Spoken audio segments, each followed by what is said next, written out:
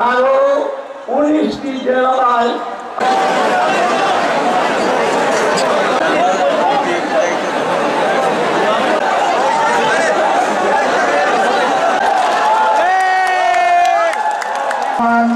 আমাদের মাঝে আজকের এই অনুষ্ঠান উপস্থিত হয়েছে। আপনাদের সবাইকে আজকে আমরা স্মরণ করে দিতে চাই আজকের এই অনুষ্ঠানের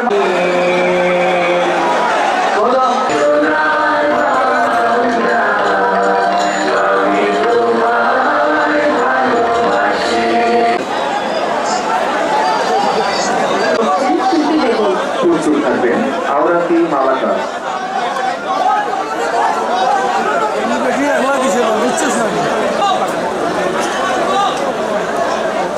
এই প্রোগ্রামে আসার আগে আমি শ্রীমঙ্গলে গিয়েছিলাম। শ্রীমঙ্গলের প্রোগ্রাম ছিল একটা একই প্রোগ্রাম, ফ্যামিলি কার্ডের প্রোগ্রাম। ওখানে আমি বলেছিলাম যে আজকের এই দিনটা আমার জন্য অত্যন্ত আনন্দের দিন। কেন? এই জন্য বলেছিলাম যে আজকে থেকে কয়েক মাস আগে যখন নির্বাচনী প্রচারণা শুরু হলো, এই যে 12 তারিখে নির্বাচন হলো, ফেব্রুয়ারির 12 থেকে নির্বাচনী প্রচারণা যখন শুরু হলো, 11 জানুয়ারি থেকে শুরু হয়েছিল না, 11 জানুয়ারি থেকে প্রচারণা শুরু হয়েছিল, 11 জানুয়ারি না কবে থেকে। এনিওয়ে, তো সেই নির্বাচনী প্রচারণা আমরা শুরু করেছিলাম সিলেটের পবিত্র মাটি থেকে, এবং সেদিন সিলেট থেকে জনসভা শেষ করে আমি যখন হবিগঞ্জে এসেছিলাম, হবিগঞ্জে একটি জনসভা ছিল, মৌলভীবাজার শেষ করে যখন হবিগঞ্জে গিয়েছিলাম, তখন আমি বলেছিলাম যে এই অঞ্চলের চা শ্রমিক যারা আছে, বিশেষ করে নারী শ্রমিক যারা আছে, তারা আমি জানি অত্যন্ত কষ্টে থাকে। আমরা 12 তারিখে নির্বাচনে যদি ইনশাআল্লাহ সরকার গঠন করতে পারি, তাহলে আমরা সারা বাংলাদেশে যেমন ফ্যামিলি কার্ড দিব নারীদের হাতে, প্রত্যেকটি পরিবার নারী প্রধানের হাতে, আমরা প্রথম দিকে চেষ্টা করব এই নারী শ্রমিকদের মাঝেও, চা বাগানের নারী শ্রমিক যারা আছে, দুস্থ মানুষ যারা আছে, তাদের হাতেও ফ্যামিলি কার্ড পৌঁছে দিতে। শ্রীমঙ্গলে আজকে আমরা এই উদ্বোধন করেছি।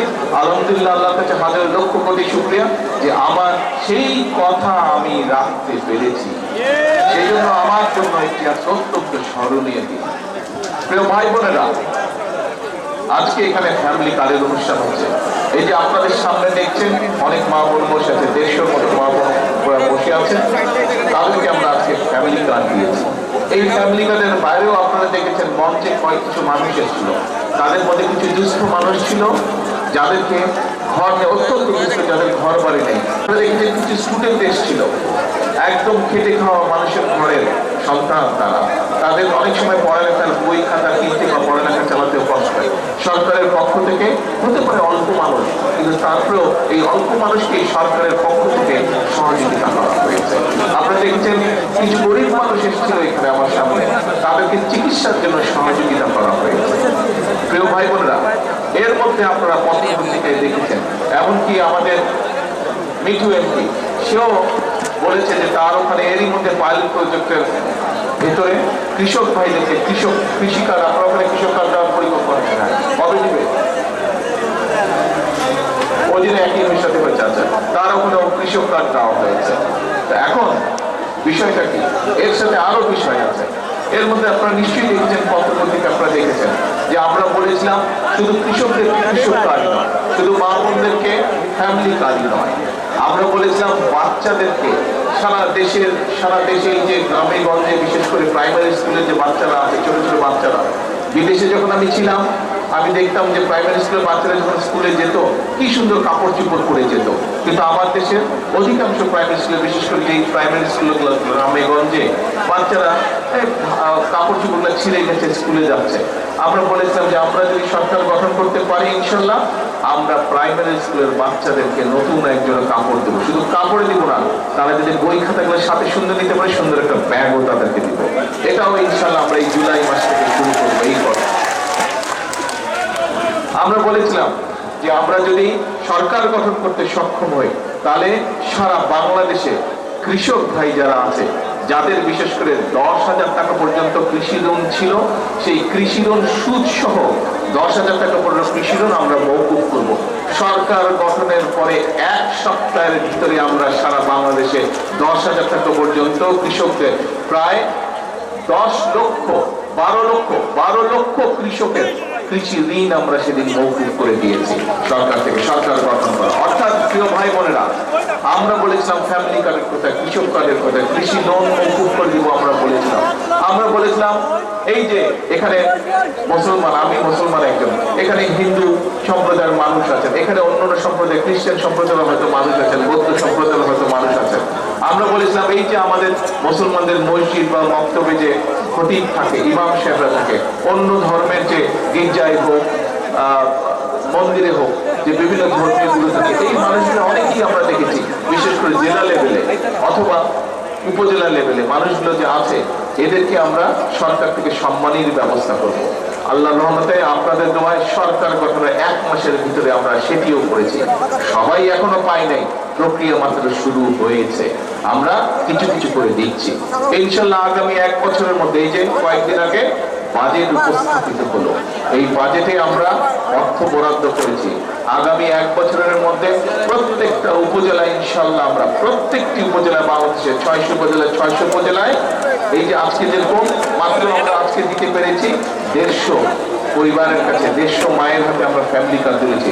আগামী বছরে 1 বছরের মধ্যে প্রত্যেক উপজেলা আমরা অন্তত 8000 পরিবারের হাতে আমরা ফ্যামিলি কার্ড তুলে দিব। প্রত্যেকটি উপজেলা অন্তত আল্লাহর রহমতে 8000 পরিবার, 8000 মায়ের হাতে আমরা ফ্যামিলি কার্ড তুলে দেব আগামী 1 বছরের মধ্যে। তার জন্য আমরা অর্থ বরাদ্দ রেখেছি। এই দেশে অধিকাংশ মানুষ কৃষি কাজের সাথে জড়িত। এখন কৃষক ভাইরা যদি অর্থনৈতিকভাবে দুর্বল থাকে, কৃষক ভাইরা যদি সরকার থেকে সহযোগিতা না পায়, সার, বীজ অথবা কীটনাশক ঔষধ যদি ঠিক মতো কিনতে না পারে, তাহলে তাদের ফসল ফলাবে কি করে? তার জন্য আমরা বলেছিলাম আমরা কৃষক ভাইদের জন্য কৃষক কার্ড চাই আমরা, যার কাজ এর মধ্যেই শুরু সারা বাংলাদেশে প্রায় 40,000-এর মতন এর মধ্যেই আমরা কৃষক ভাইদের কাছে কৃষি কার্ড পৌঁছে দিয়েছি আমরা। ইনশাআল্লাহ আগামী 1 বছরের মধ্যে নতুন বাজেট হয়েছে, আমরা সেই বাজেটে অর্থ বরাদ্দ করেছি। আগামী 1 বছরের মধ্যে সারা বাংলাদেশে 40 লক্ষ কৃষক ভাইয়ের কাছে কৃষি কার্ড পৌঁছে দিব, যাতে করে এই কৃষক কার্ডের মাধ্যমে তারা যে সহায়তাটা পাবে, এককালীন একটি, প্রতি বছর এককালীন একটি সহায়তা পাবে, তার সেই সহায়তা দিয়ে তারা তাদের কৃষির বীজ বলেন, ফসলের বীজ বলেন, কীটনাশক ঔষধ বলেন, এইগুলো তারা কিনতে পারবে এবং কেনার মাধ্যমে তাদের কিছুটা সহায়তা, তাদের উপরে যে অর্থনৈতিক চাপ, সেই চাপটি কমে আসবে। প্রিয় ভাই বোনেরা, এখানে কিন্তু প্রত্যেক উপজেলা, এই মৌলভীবাজার জেলার প্রত্যেকটি উপজেলায় 50 শয্যার হাসপাতাল আছে, উপজেলা পর্যায়ে সেটিকে ইনশাআল্লাহ আমরা 101 শয্যার হাসপাতাল করবো, যাতে আপনাদেরকে বেশি করে উপজেলা পর্যায়ে। এবং শুধু উপজেলা পর্যায়ে আমরা হাসপাতালই করবো না, এই হাসপাতাল করে আমরা জানি বহু মানুষের কিডনির প্রবলেম আছে, তাদেরকে যাতে দূরে যেতে না হয়, সেই হাসপাতালে, উপজেলা হাসপাতালে যাতে তারা কিডনি ডায়ালিসিস করার সুবিধা বেশি, যেন কিডনি ডায়ালিসিস করার মেশিন প্রত্যেক উপজেলা হাসপাতালে আমরা নিয়ে আসবো। প্রিয় ভাই বোনেরা, আমি একটু আগেই বলেছি যে ছোট বাচ্চাদেরকে, প্রাইমারি স্কুলের বাচ্চাদেরকে আমরা নতুন স্কুল ড্রেস এবং ব্যাগ তাদের কাছে পৌঁছে দিতে চাই। আমাদের বাচ্চাদেরকে শুধু লেখাপড়া শেখালেই চলবে না, আমাদের দেশের বাচ্চাদের মধ্যে অনেক গুণাগুণ আছে। কেউ ভালো খেলতে পারে, কেউ ভালো গান গাইতে পারে, কেউ ভালো বাদ্যযন্ত্র বাজাতে পারে, এক একজনের একটা কোয়ালিটি আছে, গুণ আছে।